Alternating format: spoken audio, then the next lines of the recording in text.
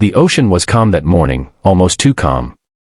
The kind of stillness that makes you think something big is about to happen.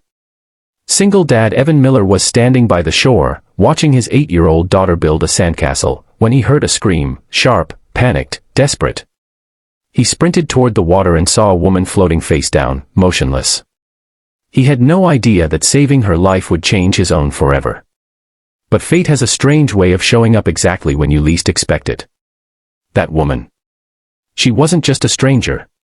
She was someone whose name he would soon hear whispered on TV, printed in magazines, and talked about in boardrooms all across America. Yet in that moment, she was simply a life that needed saving, nothing more, nothing less. Before we begin, don't forget to subscribe, like, and leave your thoughts in the comments to support the channel. Your engagement helps us bring more inspiring stories to life. This is your channel name, where real stories remind us of the incredible power of kindness. Evan Miller wasn't a man who believed he had much left to offer the world. At 37, he was a full-time janitor, a part-time fisherman, and a father trying his very best. His wife had passed away 3 years earlier, leaving him to raise their daughter, Lily, on his own. Every day was a mixture of tired smiles, packed lunches, and silent prayers that he was doing enough. But if there was one thing Evan had in abundance, it was kindness, the quiet kind, the unspoken kind, the kind the world often overlooks.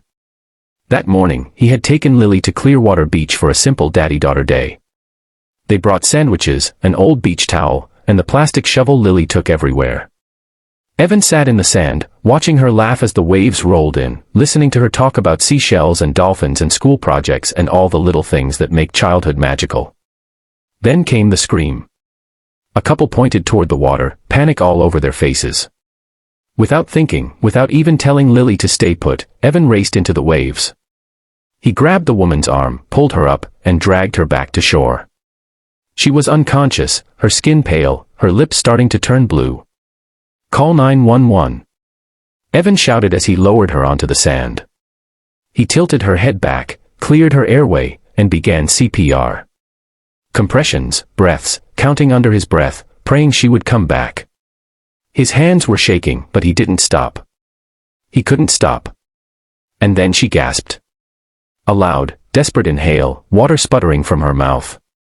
The entire beach let out a breath of relief. Evan moved back as lifeguards rushed in, taking over, checking her vitals, helping her breathe. She was alive. She was really alive. When the ambulance arrived, Evan wiped the water from his face, still catching his breath. Lily slipped her tiny hand into his, looking up at him with wide, proud eyes. "Daddy, you saved her," she whispered.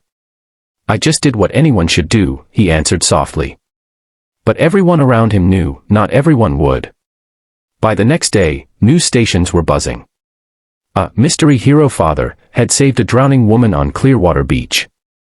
The woman's name was Samantha Hayes. Yes, that's Samantha Hayes. Billionaire entrepreneur.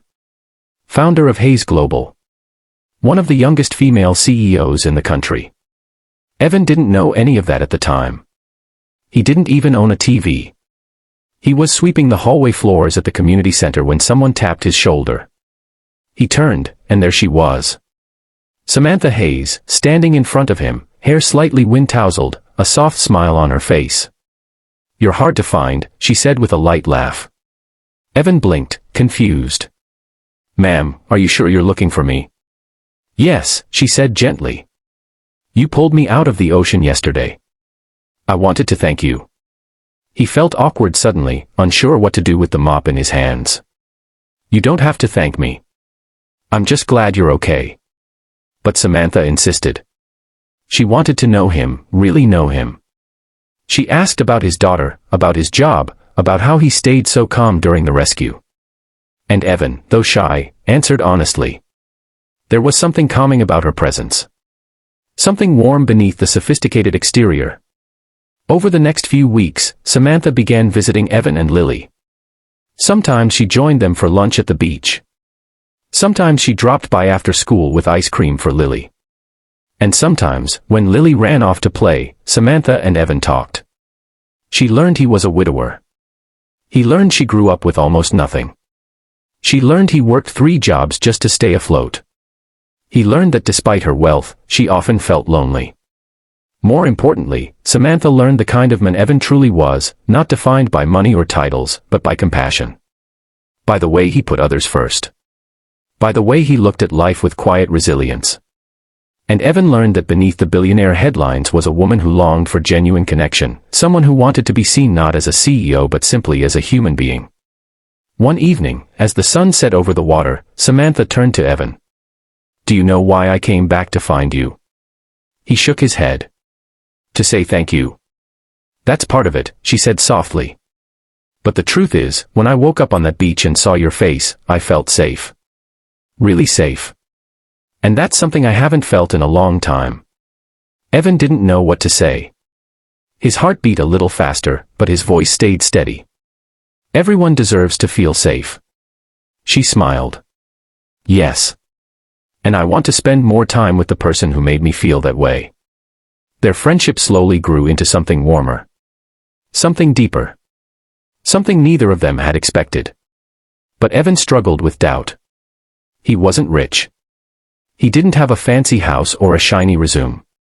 He was just a single dad doing his best. One night, he told her, "I'm not sure I belong in your world." Samantha reached for his hand. "Evan, you belong wherever kindness lives. And that's exactly where I want to be." Lily adored her. The community admired her humility whenever she visited. And Evan.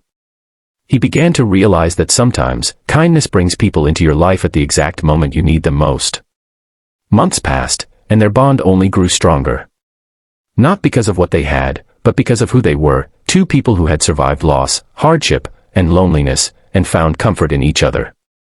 In the end, the story wasn't about a billionaire falling for a single dad. It was about how kindness, one simple, selfless act, can ripple outward and transform lives in ways we never imagine. A man who thought he had nothing left to offer saved someone who had everything, except real connection.